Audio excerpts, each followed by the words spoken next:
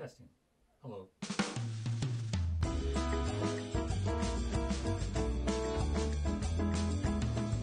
I didn't really know where else to put this, so here you go, Internet. You're welcome.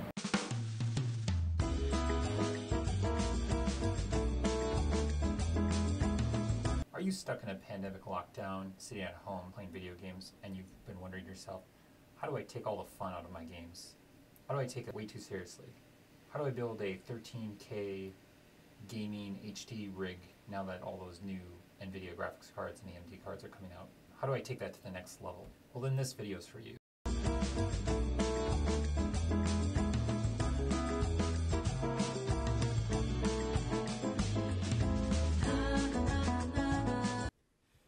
I've been in a lockdown,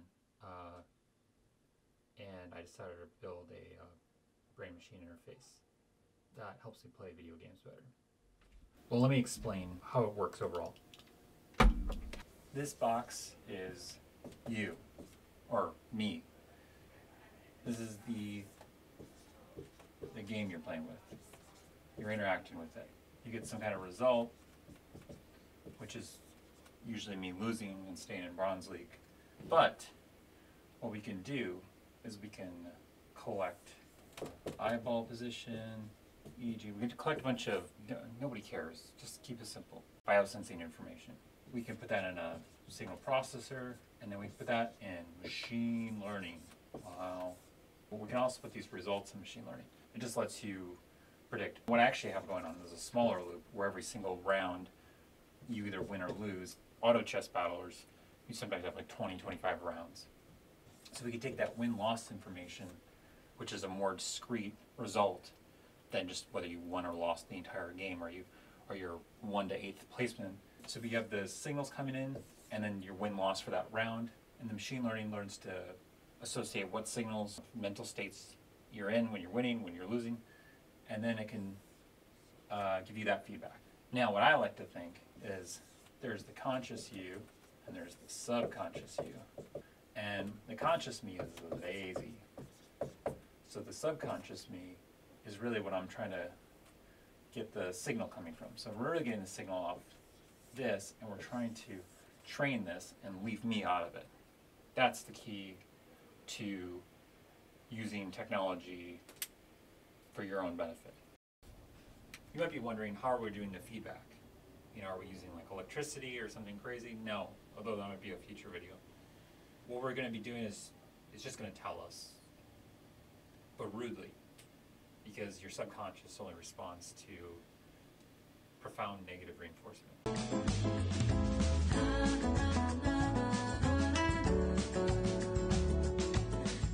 In 1889, some guy named Pierre Genet, or Jeanette, I don't speak French, coined the term subconscious. In the year 1912, the Titanic ran into an iceberg, granting scientists everywhere with a metaphor for the subconscious.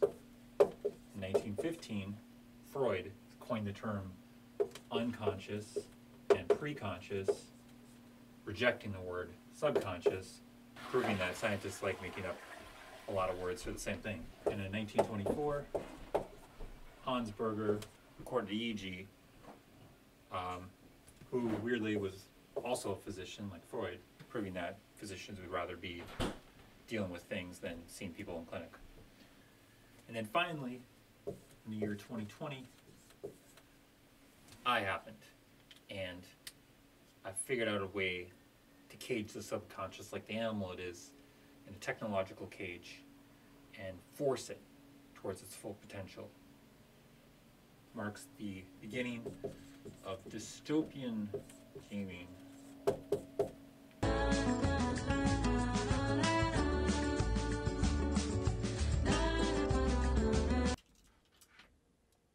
This is the headset I'm using. There's a bunch of other iterations. I don't know, there's floating around here somewhere. 3D printed garbage, which I got into during the pandemic. I hate 3D printing. Oh yeah, see all that? That's the last 3D print. It crumbled into pieces.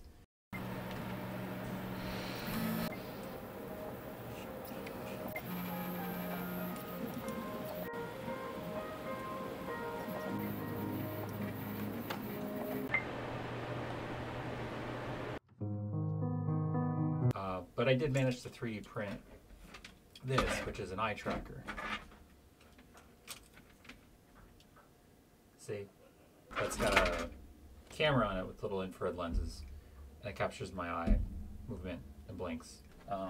This is like a bunch of Arduino pieces, which I don't even remember anymore. One of these is to convert the voltage, one of these is to make sure I don't electrocute myself. So that way I can just leave it plugged in for like hours or even days. And then the eye tracker is powered with a USB plugged into my computer. EEG, it's a 3D printed helmet with accelerometers to capture your head movement. So I use all that with a bunch of Python code. Okay, now I'm going to show you the code. Like all good developers, I'm in Jupyter notebooks because software development, IDE environments are for amateurs. Yeah, so this I import a bunch of libraries. Some of these functions I don't even use anymore. These are all functions for extracting the signal that I wrote. What else? And this is the main function that records crap, connects to all the devices, does all the prediction and loops, and does async.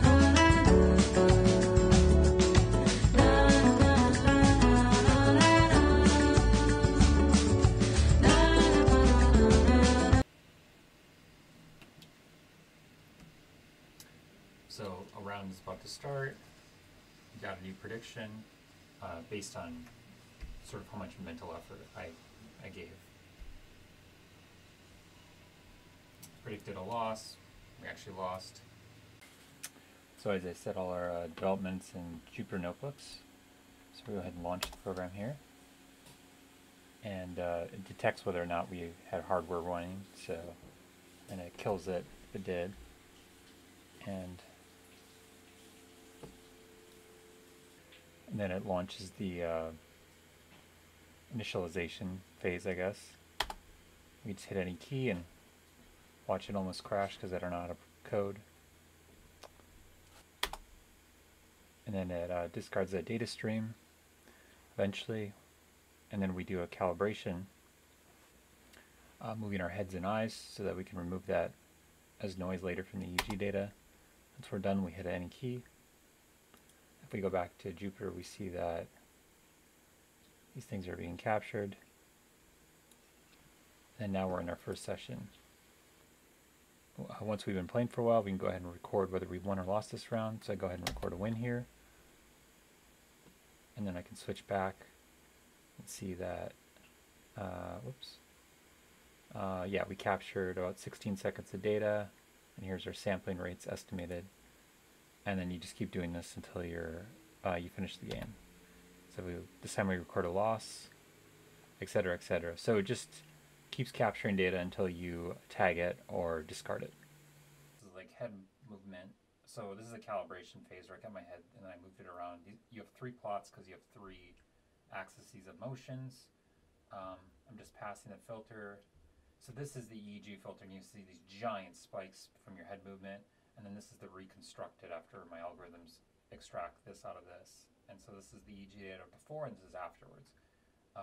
And this is just smooth so you can see it better. And this is about 3 seconds worth of data. And what I get is results like this. So this is 20 sessions of data in one game.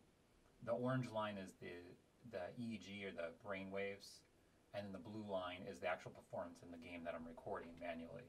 This is how you're going to do over the next, I don't know, 3 or 4 rounds. The idea is to try to predict a few rounds ahead based on probably how much attention you're spending. So it's sort of a visual attention yoked measure. But the idea is to like not really care about what exactly these metrics are. A machine learning approach blindly troll through all the time and frequency and spatial locations, electrode positionings to find whatever is correlating with your win or loss. And then once you have that, you can now refeed it to yourself as feedback.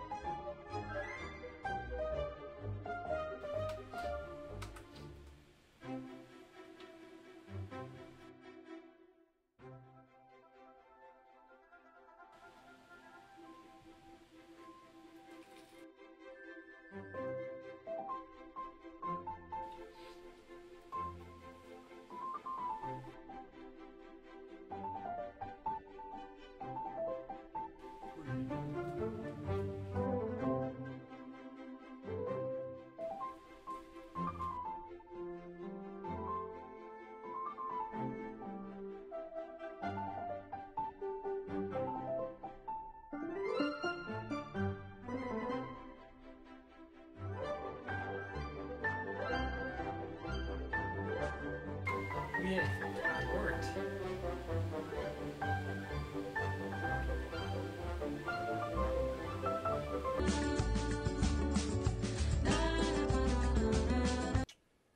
Yeah, so an FAQ section, I don't know. You might be asking yourself, does this actually work? Is any of this real? That's a reasonable question. But no, you're asking the wrong questions. The correct question asks, what is the ethical implications of this awesome, assuming to already be working technology? How will the world be reshaped once I release this? Will Elon Musk accept my unconditional surrender? And what terms would I accept? You might be asking yourself, isn't this just a really fragile mood ring? You know, that cuts pretty deep. It must be my brain coach. So let's not ask about how this works, or even if it works. Let's just dive into deep ethical discussions about our new godlike powers and the grave dystopian future this is undoubtedly ushering us towards. But honestly, if you want to know how it works, I'd be happy to release videos on that too. I might release future iterations of this thing. Although the second I release this video, I might lose all my motivation to keep working on this. Or I might just post strats on how to dominate in Bronze League. That may be fun. Alright, so that's it. Let me know what you think. I'm not sure what direction to go, or even if I'll ever put up another video again. Yeah, I don't know. Let me know. FAQs about life. Let me know.